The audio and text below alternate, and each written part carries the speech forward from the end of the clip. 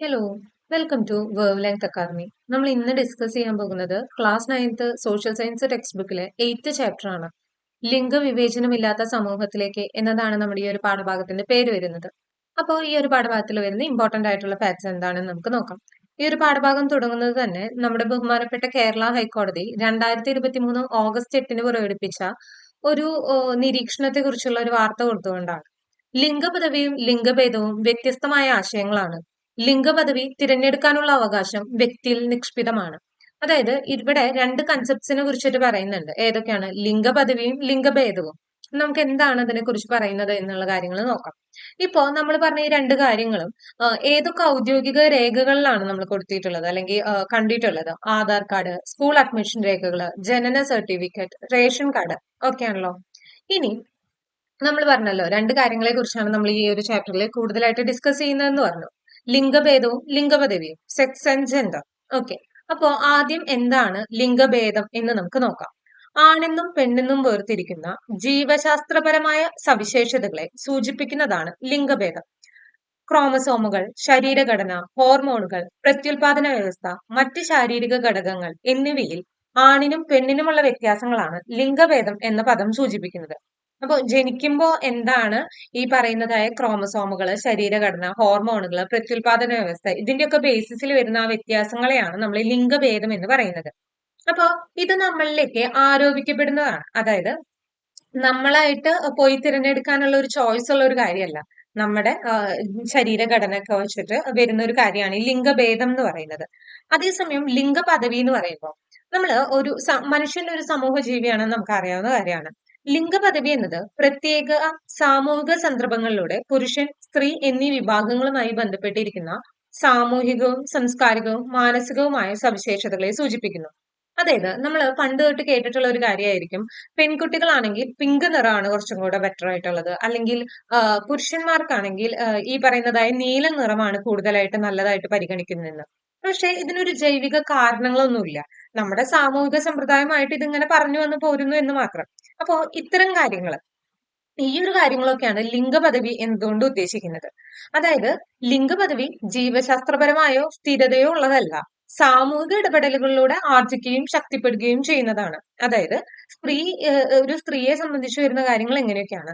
അതായത് ഇപ്പോ സ്ത്രീക്ക് വാത്സല്യത്തിന്റെ ഒരു പ്രതീകമാണ്. അതുപോലെ പുരുഷനാണ് വീട്ടിൽ വരുമാനം കൊണ്ടുവരേണ്ടത്, അല്ലെങ്കിൽ അധ്വാനിക്കേണ്ടത് കൂടുതലായിട്ട് പുരുഷനാണ്. ഇങ്ങനെയുള്ള കാര്യങ്ങളൊക്കെ കുറച്ചും കൂടെ നമ്മുടെ സമൂഹം കൊണ്ടുവരുന്ന കാര്യങ്ങളാണ്. ഇതൊക്കെയാണ് ഈ പറയുന്നതായിട്ടുള്ള ലിംഗപദവിയിൽ വരുന്നത്. അതുപോലെ ആൺകുട്ടികൾക്ക് കളിത്തോക്കും പെൺകുട്ടികൾക്ക് പാവകളുമാണ് കൊടുത്തിരുന്നത് കളിക്കാനായിട്ട്. അപ്പൊ ഇതൊക്കെ ഓരോ സമൂഹത്തിലെ ഓരോ കാലഘട്ടത്തിൽ വരുന്ന വ്യത്യാസങ്ങൾക്കനുസരിച്ച് മാറിക്കൊണ്ടിരിക്കും.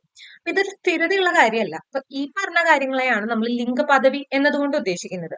ഇനി ലിംഗഭേദം അനുസരിച്ച് സമൂഹം പ്രതീക്ഷിക്കുന്ന ലിംഗപദവി ആയിരിക്കില്ല എല്ലാ വ്യക്തികൾക്കും ഉണ്ടായിരിക്കുന്നത്.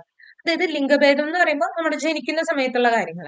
ഇനി അതേ സമയത്ത്, അതായത് നമ്മുടെ ക്രോമസോം, ഹോർമോണുകള് ശരീരഘടനയ്ക്ക് അനുസരിച്ച്, ഉദാഹരണത്തിന് ഒരാൾ സ്ത്രീയാണെന്ന് വിചാരിക്കുക, പക്ഷെ അവരുടെ ലിംഗപദവി അല്ലെങ്കിൽ സമൂഹം പറഞ്ഞിട്ടുള്ള ഒരു ക്രമത്തിലൂടെ ആയിരിക്കില്ല അവരുടെ സ്വഭാവ രീതികൾ പോകുന്നുണ്ടായിരിക്കാം. അപ്പൊ എന്താണ് ഇതില് ഒരു പൊരുത്തക്കേട് വരും. അത്തരത്തില് സമൂഹം പ്രതീക്ഷിക്കുന്നതിൽ നിന്ന് വ്യത്യസ്തമായ ലിംഗപദവി ഉള്ളവരെ ട്രാൻസ്ജെൻഡർ വ്യക്തികൾ എന്നാണ് പറയുന്നത്. ഇപ്പൊ എന്താണ് ട്രാൻസ്ജെൻഡർ? ട്രാൻസ്ജെൻഡർ വ്യക്തി എന്ന ജനന സമയത്ത് ആ വ്യക്തിക്ക് നൽകിയിട്ടുള്ള ലിംഗപദവിയുമായി പൊരുത്തപ്പെടാത്ത വ്യക്തി എന്നാണ് അർത്ഥമാക്കുന്നത്. ഇതില് ട്രാൻസ് പുരുഷനും വരുന്നുണ്ട്, ട്രാൻസ് സ്ത്രീയും വരുന്നുണ്ട്, അതായത് ട്രാൻസ്മാനും ട്രാൻസ് വുമണും വരുന്നുണ്ട് എന്നുള്ളത് മനസ്സിലാക്കാം. ഇവിടെ സാമൂഹികരണം അഥവാ സോഷ്യലൈസേഷനെ കുറിച്ച് പറയുന്നുണ്ട്. നമ്മൾ നേരത്തെ തന്നെ പറയുകയുണ്ടായി, മനുഷ്യൻ ഒരു സമൂഹ ജീവിയാണെന്ന്. ജനനം മുതലേ ജീവിതകാലം മുഴുവനും തുടരുന്ന ഒരു പ്രക്രിയയാണ് ഈ സാമൂഹികരണം എന്ന് പറയുന്നത്. കുഞ്ഞുങ്ങളൊക്കെ ജനിച്ച് അവർക്ക് നമ്മുടെ ജനിക്കുന്ന സമയത്ത് സമൂഹത്തെ കുറിച്ചോ സമൂഹത്തിൽ വരുന്ന പെരുമാറ്റങ്ങളെ കുറിച്ചുള്ള അറിവൊന്നും ലഭിക്കുന്നില്ല. വളർച്ചയുടെ ഓരോ ഘട്ടങ്ങളിലായിട്ട് അത് സമൂഹത്തിന്റെ ഭാഗമായി മാറാൻ വേണ്ടിയിട്ട് എന്താണ് ഈ സമൂഹത്തിലുള്ള മൂല്യങ്ങളും വഴക്കങ്ങളും ഒക്കെ അവർ പഠിച്ചെടുക്കുന്നു. ഈ ഒരു പഠിച്ചെടുക്കൽ പ്രക്രിയനെയാണ് സാമൂഹികരണം എന്ന് പറയുന്നത്. ഓക്കെ ആണല്ലോ. ഇനി കുറച്ചു മുൻപ് നമ്മൾ ട്രാൻസ്ജെൻഡറിനെ കുറിച്ച് പറയുകയുണ്ടായി. ലിംഗഭേദം നമ്മെ ജീവശാസ്ത്രപരമായി ആണെന്നോ പെണ്ണെന്നോ തരംതിരിക്കുന്നു. ഓക്കെ ആണല്ലോ. ലിംഗഭേദം എന്താണെന്ന് പറഞ്ഞു, സെക്സ് ആണ്. അതെന്താണ്? ജീവശാസ്ത്രപരമായിട്ട് നമ്മളെ ആണെന്നോ പെണ്ണെന്നോ തരംതിരിക്കുന്നു. പക്ഷെ ലിംഗപദവി എന്ന് പറയുന്നത് പുരുഷത്വം അല്ലെങ്കിൽ സ്ത്രീത്വം നിർമ്മിച്ചെടുക്കുന്നു എന്നാണ് പറയുന്നത്. പുരുഷൻ, സ്ത്രീ എന്നിവരിൽ നിന്നും സമൂഹം പ്രതീക്ഷിക്കുന്ന പെരുമാറ്റങ്ങളെയാണ് ഈ പുരുഷത്വം അല്ലെങ്കിൽ സ്ത്രീത്വം എന്നൊക്കെ പറയുന്ന പദങ്ങൾ കൊണ്ട് സൂചിപ്പിക്കുന്നത്. ഉദാഹരണത്തിന് പുരുഷൻ കരുത്തിന്റെ പ്രതീകമാണ്, സ്ത്രീ വാത്സല്യത്തിന്റെ പ്രതീകമാണെന്നൊക്കെ പറയുന്നത് ഇതിന് ഉദാഹരണമായിട്ട് നമുക്ക് പറയാവുന്ന കാര്യങ്ങളാണ്. അപ്പോ ലിംഗഭേദം എന്ന് പറയുന്നത് ജനിക്കുമ്പോൾ തന്നെ ലഭിക്കുന്നതാണ്. അതുകൊണ്ട് തന്നെ ഇതൊരു ആരോപിത പദവിയാണ്.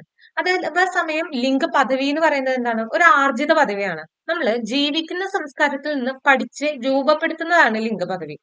അപ്പൊ എന്താണ് ആരോപിത പദവിയും എന്താണ് ആർജിത പദവിയും എന്നതിനെ കുറിച്ചുള്ള ഒരു ഡിഫറൻസ് കൊടുത്തിട്ടുണ്ട്. അപ്പോ ജനനത്താൽ തന്നെ ഒരു വ്യക്തിക്ക് ലഭിക്കുന്ന സാമൂഹിക പദവിയാണ് ആരോപിത പദവി. നമുക്ക് അതിൽ പോയിട്ട് ഒരു ചേഞ്ചസും വരുത്താനായിട്ട് സാധിക്കില്ല. പ്രായം, വംശം, ലിംഗഭേദം തുടങ്ങി ഒരു വ്യക്തിക്ക് തിരഞ്ഞെടുക്കാനാവാത്ത കാര്യങ്ങൾ ആരോപിത പദവികൾക്ക് ഉദാഹരണമാണ്. നമുക്ക് ചേഞ്ച് ചെയ്യാൻ പറ്റാത്ത കാര്യങ്ങളാണ് ഇതൊക്കെ. അതേസമയം നമ്മളെ മാത്രം ആശ്രയിച്ചിരിക്കുന്ന അല്ലെങ്കിൽ നമുക്ക് തിരഞ്ഞെടുക്കാൻ പറ്റുന്ന ഒരു ചോയ്സ് ആണെങ്കിൽ അത് ആർജിത പദവിയിൽ ഉൾക്കൊള്ളും. വ്യക്തികൾ സ്വന്തം കഴിവിലൂടെയും തിരഞ്ഞെടുപ്പുകളിലൂടെയും നേടിയെടുക്കുന്ന സാമൂഹിക പദവിയാണ് ആർജിത പദവി. നമുക്ക് എക്സാമ്പിൾ ആയിട്ട് എന്ത് പറയാം? നമ്മുടെ വിദ്യാഭ്യാസ യോഗ്യത, വരുമാനം, തൊഴില്, വൈദഗ്ധ്യം ഇതൊക്കെ നമുക്ക് ആർജിത പദവികൾക്ക് ഉദാഹരണമായിട്ട് പറയാം. കാലക്രമേണ സമൂഹത്തിൽ നിന്ന് പഠിച്ചെടുക്കുന്നതാണ് ഇതൊക്കെ. ലിംഗപദവി സാമൂഹിക ഇടപെടലുകളിലൂടെ പഠിച്ചെടുത്ത് ശക്തിപ്പെടുത്തുന്നതായതുകൊണ്ട് തന്നെയാണ് നമ്മൾ അതിനെ ആർജിത പദവിയുടെ ഗ്രൂപ്പിൽ ഉൾക്കൊള്ളിപ്പിക്കുന്നത്. ഇപ്പൊ എന്താണ് ബേസിക് ആയിട്ട് ലിംഗഭേദം, ലിംഗപദവി തമ്മിലുള്ള വ്യത്യാസം എന്ന് മനസ്സിലായിട്ടുണ്ടാവും എന്ന് വിശ്വസിക്കുന്നു. ഇനി സാമൂഹിക വ്യവസ്ഥയ്ക്കുള്ളിലെ ഒരു വ്യക്തിയുടെ സ്ഥാനത്തിനെയാണ് പദവി എന്നതുകൊണ്ട് ഉദ്ദേശിക്കുന്നത്. അപ്പോൾ സാമൂഹിക വ്യവസ്ഥയ്ക്കുള്ളിലെ വ്യക്തികൾ എങ്ങനെ പരിഗണിക്കപ്പെടുന്നു എന്നും അല്ലെങ്കിൽ നിർവചിക്കപ്പെടുന്നു എന്നുള്ളതിന്റെ നിർണായക ഘടകമാണ് ഈ പദവി. അപ്പോ ഉയർന്ന പദവിയിലുള്ളവരുണ്ടാവും, താഴ്ന്ന പദവിയിലുണ്ടാവും. ഇതിനെയാണ് സാമൂഹിക ശ്രേണീകരണം എന്ന് പറയുന്നത്. അതായത് സമൂഹത്തിലെ വ്യക്തികളെ തുല്യതയില്ലാത്ത തരത്തിലെ പല പല തട്ടുകളിലായിട്ട് അല്ലെങ്കിൽ ശ്രേണികളിലായിട്ടോ സാമൂഹികമായി സ്ഥാനപ്പെടുത്തുന്നതിനെയാണ് ഈ സാമൂഹിക ശ്രേണീകരണം എന്ന് പറയുന്നത്. അപ്പോൾ ഉയർന്ന തട്ടിലുള്ളവർക്ക് ഉന്നത പദവികളായിരിക്കും ലഭിക്കുന്നുണ്ടാവുക, താഴ്ന്ന തട്ടിലുള്ളവർക്കോ അതിൻ്റെതായ ജീവിത രീതിയും പദവികളും ഒക്കെ ആയിരിക്കും. അടിമത്ത വ്യവസ്ഥ, ജാതി വ്യവസ്ഥ തുടങ്ങിയവ സമൂഹത്തിൽ നിലനിന്നിരുന്ന ചില സാമൂഹിക ശ്രേണികൾക്ക് ഉദാഹരണമായിട്ട് നമുക്ക് പറയാവുന്നതാണ്. ഇവിടെ നമുക്ക് ക്ലോഡിയ ഗോൾഡിന്റെ ഒരു ചിത്രം കൊടുത്തിട്ടുണ്ട്. 2023 സാമ്പത്തിക ശാസ്ത്രത്തിനുള്ള നൊബേൽ സമ്മാനം നേടിയതാണ് ഈ വനിത. എന്തായിരുന്നു അവരുടെ വിഷയം? തൊഴിൽ രംഗത്തെ സ്ത്രീകളെ കുറിച്ചായിരുന്നു പഠനം. തൊഴിൽ പങ്കാളിത്തത്തിലും വരുമാനത്തിലുമുള്ള ലിംഗപദവി വ്യത്യാസങ്ങളുടെ കാരണങ്ങളെ കുറിച്ചായിരുന്നു ഗവേഷണം. സാമ്പത്തിക ശാസ്ത്രത്തിൽ സമ്മാനം നേടുന്ന മൂന്നാമത്തെ വനിതയാണ് ക്ലോഡിയ ഗോൾഡിൻ. അപ്പൊ ഈ ഒരു പോയിന്റ് ഇമ്പോർട്ടന്റ് ആണ്. എന്താണ്? സാമ്പത്തിക ശാസ്ത്രത്തിലെ സമ്മാനം നേടുന്ന മൂന്നാമത്തെ വനിതയാണ് ക്ലോഡിയ ഗോൾഡിൻ. ഇവിടെ ലിംഗപദവിപരമായ പങ്കുകൾ, ജെൻഡർ റോൾസിനെ കുറിച്ച് കൊടുത്തിട്ടുണ്ട്. ഇവിടെ കുറച്ച് കുട്ടികളായിട്ടുള്ള ഒരു കോൺവെർസേഷൻ ആണ് കൊടുത്തിട്ടുള്ളത്. ഒരു കുട്ടി പറയുന്നു ആ കുട്ടിക്ക് കാർ റേസിംഗിനാണ് താല്പര്യം. ഓപ്പോസിറ്റ് നിൽക്കുന്ന ആൺകുട്ടി ചോദിക്കുന്നത് അതൊക്കെ പെൺകുട്ടികളെ കൊണ്ട് സാധ്യമായിട്ടുള്ള ഒരു കാര്യമാണോ എന്നുള്ളതാണ്. ഒരു പദവിയായിട്ട് ഒരു ബന്ധപ്പെട്ട് പ്രതീക്ഷിക്കുന്ന പെരുമാറ്റമാണ് പങ്ക് എന്ന് പറയുന്നത്. അതായത് ഒരു സമൂഹത്തിലെ പുരുഷനും സ്ത്രീയും എങ്ങനെയൊക്കെ സംസാരിക്കണം, ചിന്തിക്കണം, വസ്ത്രം ധരിക്കണം, പെരുമാറണം, അല്ലെങ്കിൽ എന്തൊക്കെ തരം ജോലികൾ ചെയ്യണം എന്നുള്ള ഒരു പ്രതീക്ഷയുണ്ടല്ലോ, അത് ലിംഗപദവിപരമായ പങ്ക് എന്ന പദം കൊണ്ട് സൂചിപ്പിക്കുന്നു.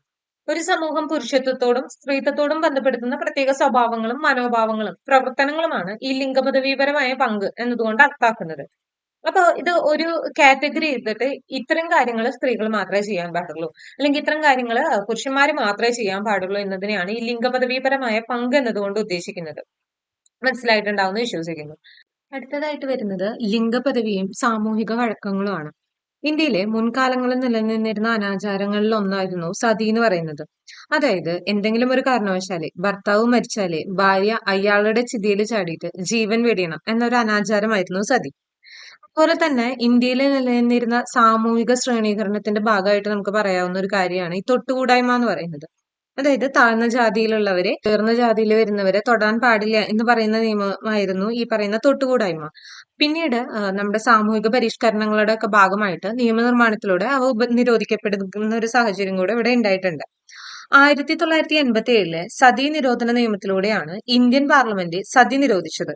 സ്വമേധയാലോ നിർബന്ധപൂർവമോ സതി ആചരിക്കുന്നത് സതി സമ്പ്രദായത്തെ അനുകൂലിച്ച് പ്രസ്താവന നടത്തുന്നതും ഈ നിയമം നിരോധിക്കുന്നു. ഏതാണ് സതി നിരോധന നിയമം വരുന്നത്? 1987 അതുകൂടാതെ തന്നെ തൊട്ടുകൂടായ്മയുടെ കാര്യം നമ്മൾ പറഞ്ഞല്ലോ. ഭരണഘടനയുടെ അനുച്ഛേദം 17 1955 പൗരാവകാശ സംരക്ഷണ നിയമത്തിലൂടെയും തൊട്ടുകൂടായ്മ എന്ന അനാചാരം നിരോധിക്കപ്പെട്ടിട്ടുണ്ട്. ഈ പറയുന്നതായ ആർട്ടിക്കിൾ 17 മൗലികാവകാശങ്ങളുടെ കൂട്ടിൽ വരുന്ന ഒരു കാര്യമാണ്. ഓക്കെ ആണല്ലോ. ഇനി നമ്മൾ പറഞ്ഞു സാമൂഹിക വഴക്കങ്ങൾ. എന്താണ് സാമൂഹികമായ വഴക്കങ്ങൾ അഥവാ സോഷ്യൽ നോംസ് എന്ന് പറയുന്നത്? അതായത് ചില കാര്യങ്ങൾ എഴുതി വെച്ചിട്ടുണ്ടാവില്ല. അലിഖിതമായ നിയമങ്ങൾ എന്നാണ് നമ്മൾ ഉദ്ദേശിക്കുന്നത്. എഴുതി വെക്കാത്ത എന്നാൽ നമ്മുടെ സമൂഹത്തിലെ അത് ആചരിച്ചു പോരുന്ന നിയമങ്ങളെയൊക്കെയാണ് നമ്മൾ സാമൂഹിക വഴക്കങ്ങൾ എന്നൊക്കെ പറയുന്നത്. അപ്പോൾ ഇവിടെ കുറച്ച് എക്സാമ്പിൾസ് തന്നിട്ടുണ്ട്. അതിൽ ഏതൊക്കെയാണ് നിയമങ്ങൾ, ഏതൊക്കെയാണ് വഴക്കങ്ങൾ എന്ന് മാറ്റി തരംതിരിച്ച് എഴുതാനാണ് പറഞ്ഞത്. മുതിർന്ന പൗരരെ ബഹുമാനിക്കുന്നതൊക്കെ എന്തിന്റെ ഭാഗമാണ്? വഴക്കങ്ങളുടെ ഭാഗമായിട്ട് വരുന്നതാണ്. എന്നാൽ ഹെൽമെറ്റ് വെക്കുക എന്നൊക്കെ പറയുന്നത് എന്തിന്റെ ഭാഗമാണ്? നിയമങ്ങളുടെ വശമായിട്ട് വരുന്നതാണ്. ഇവിടെ ലിംഗപദവി വാർപ്പ് മാതൃകകൾ കൊടുത്തിട്ടുണ്ട്, അഥവാ ജെൻഡർ സ്റ്റീരിയോ ടൈപ്പ്. എന്തൊക്കെ ഹെഡ്ലൈൻസ് കൊടുത്തിട്ടുള്ളത്? എല്ലാ സ്ത്രീകളും വാത്സല്യമുള്ളവരാണ്. കുടുംബത്തെ മുഴുവൻ പോറ്റേണ്ടത് പുരുഷന്റെ ഉത്തരവാദിത്തമാണ്. സ്പോർട്സ്, ഡ്രൈവിംഗ് എന്നിവ കൂടുതലായും യോജിച്ചത് ആൺകുട്ടികൾക്കാണ്. പ്രയാസമേറിയ ജോലികൾ കൂടുതലും പുരുഷന്മാരാണ് ചെയ്യുന്നത്. സ്ത്രീകൾക്ക് പൊതുവെ കഠിനമായ ശാരീരിക അധ്വാനം ചെയ്യേണ്ട ജോലികൾ ചെയ്യാൻ കഴിയില്ല. അപ്പോ ഇതൊക്കെ ഒരു സ്റ്റീരിയോ ടൈപ്പുകളാണ്. അതായത് ഇതിങ്ങനെ തന്നെയാണ് വരുന്നത്, അല്ലെങ്കിൽ പരമ്പരാഗതമായി സമൂഹം തെറ്റിദ്ധരിച്ചു വെച്ചിരിക്കുന്ന ചില കാര്യങ്ങൾ മാത്രമാണിത്. ഓക്കെ ആണല്ലോ. സ്ത്രീയുടെയും പുരുഷന്റെയും ഗുണങ്ങൾ എന്ന രീതിയിൽ സമൂഹം തെറ്റിദ്ധരിച്ചു വെച്ചിരിക്കുന്ന ഇത്തരം കാര്യങ്ങളെ അവരുടെ അടിസ്ഥാന ഗുണങ്ങൾ എന്ന രീതിയിൽ പൊതുവെ പലരും കാണുന്നതാണ്.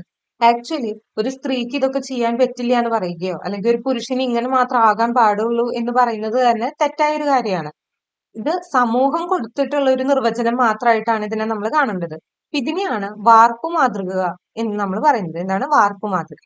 ഇനി സമാനവൽകൃതമായ അടയാളങ്ങളുടെ അടിസ്ഥാനത്തിൽ ചില സവിശേഷ വിഭാഗങ്ങളെയും ജനതകളെയും സാമൂഹികമായി വർഗീകരിക്കുന്ന രീതിയാണ് വാർപ്പ് മാതൃക.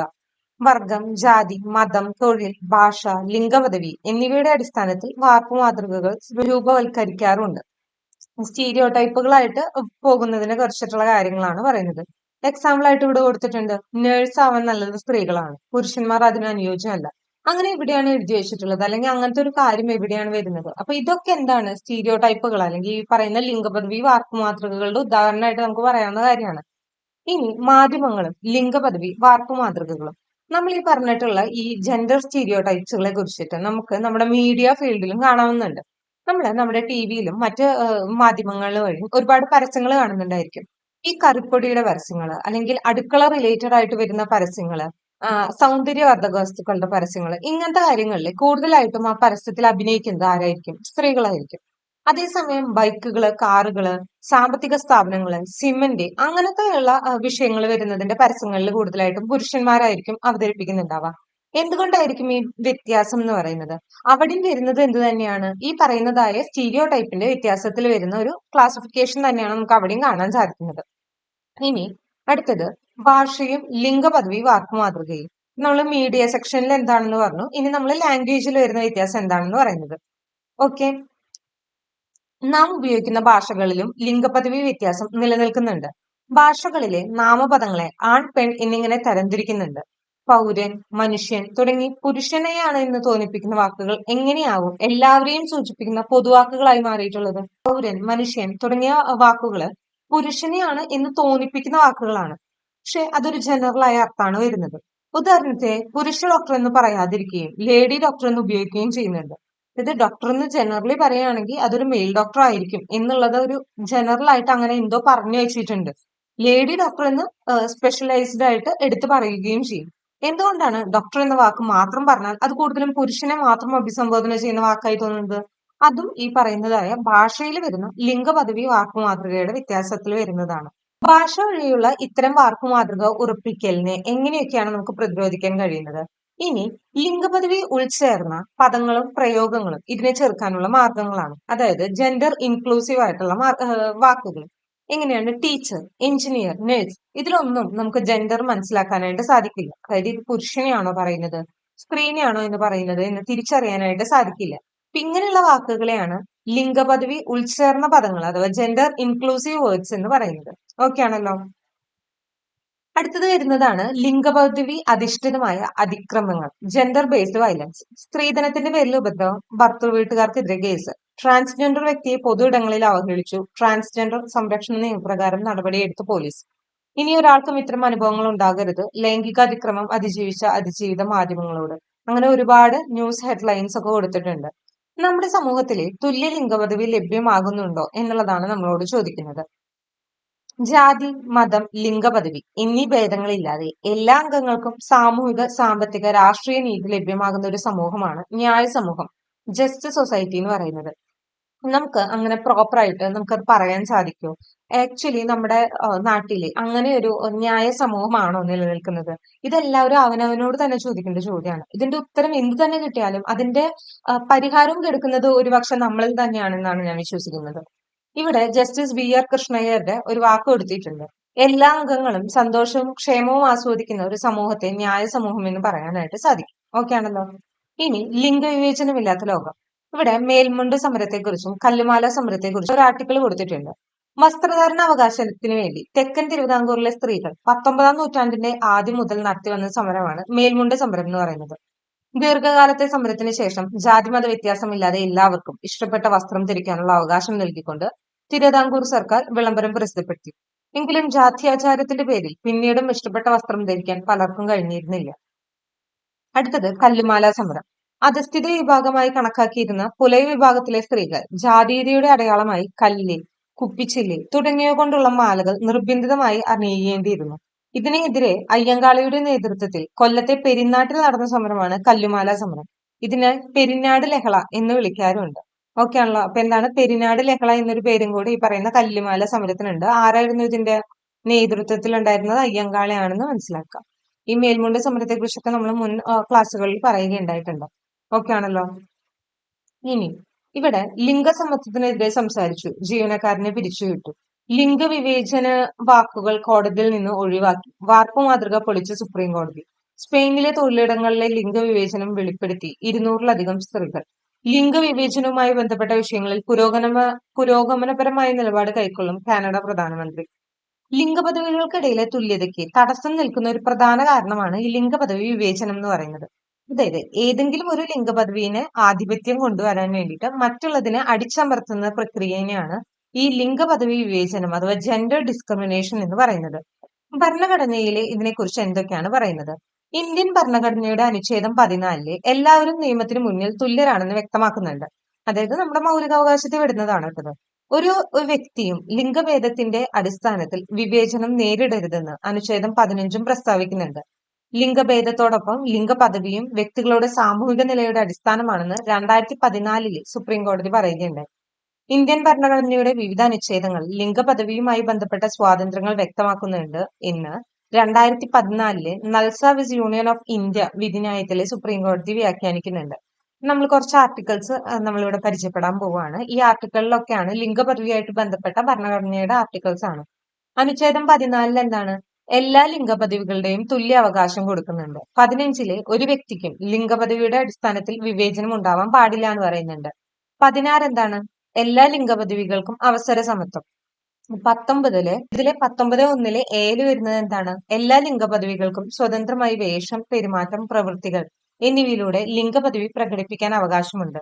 21 എല്ലാ ലിംഗപദവികൾക്കും അന്തസ്സിനും വ്യക്തി സ്വാതന്ത്ര്യത്തിനും സ്വകാര്യതയ്ക്കും അവകാശമുണ്ട്. 51 ഈ സെക്ഷനിലെ സ്ത്രീകളുടെ അന്തസ്സിന് കുറവ് വരുത്തുന്ന ആചാരങ്ങൾ പരിത്യജിക്കേണ്ടത് ഇന്ത്യൻ പൗരരുടെ മൗലിക കർത്തവ്യമാണ്. അപ്പോൾ ഇങ്ങനെ ഈ പറഞ്ഞതായ എല്ലാ അവകാശങ്ങളും എല്ലാവർക്കും കിട്ടുകയാണെങ്കിൽ നമ്മുടെ ഇവിടെ ഒരു ന്യായ സമൂഹം, ജസ്റ്റ് സൊസൈറ്റി ഉണ്ടാകും എന്നുള്ളതും കൂടെ നമുക്ക് മനസ്സിലാക്കാൻ പറ്റുന്ന ഒരു കാര്യമാണ്. ഓക്കെ ആണല്ലോ. അപ്പോൾ എല്ലാ തരത്തിലുള്ള ആൾക്കാരും നമ്മുടെ സമൂഹത്തിൽ നിലകൊള്ളുന്നുണ്ട് എന്നുള്ള കാര്യം മനസ്സിലാക്കിക്കൊണ്ട് എല്ലാവരും ചേർത്ത് പിടിച്ച് ജീവിക്കുകയാണെങ്കിൽ നമുക്ക് കുറച്ചും കൂടെ ബെറ്റർ ആയിട്ടുള്ള ഒരു പ്ലേസ് ആയിട്ട് നമുക്കിത് മാറ്റാൻ സാധിക്കും. അപ്പൊ ഇത്രയും കാര്യങ്ങളാണ് ഈ ഒരു പാഠഭാഗത്തിൽ വരുന്നത്. വളരെ കുറച്ച് കാര്യങ്ങളെ പറഞ്ഞിട്ടുള്ളൂ, പക്ഷെ കുറച്ചധികം ഇമ്പോർട്ടന്റ് ആയ കാര്യങ്ങളാണ്. ഈ ഒരു പാഠഭാഗം എല്ലാവർക്കും മനസ്സിലായിട്ടുണ്ടാവും എന്ന് വിശ്വസിക്കുന്നു. ഈ ക്ലാസ് നിങ്ങൾക്ക് യൂസ്ഫുൾ ആയിട്ട് തോന്നുകയാണെങ്കിൽ നമ്മുടെ ചാനൽ ഒന്ന് സബ്സ്ക്രൈബ് ചെയ്യുക, നിങ്ങളുടെ അഭിപ്രായങ്ങളൊക്കെ കമന്റ് ചെയ്ത് അറിയിക്കുക. ഓക്കെ, നമുക്ക് മറ്റൊരു ക്ലാസ്സുമായിട്ട് കാണാം. Okay, thank you.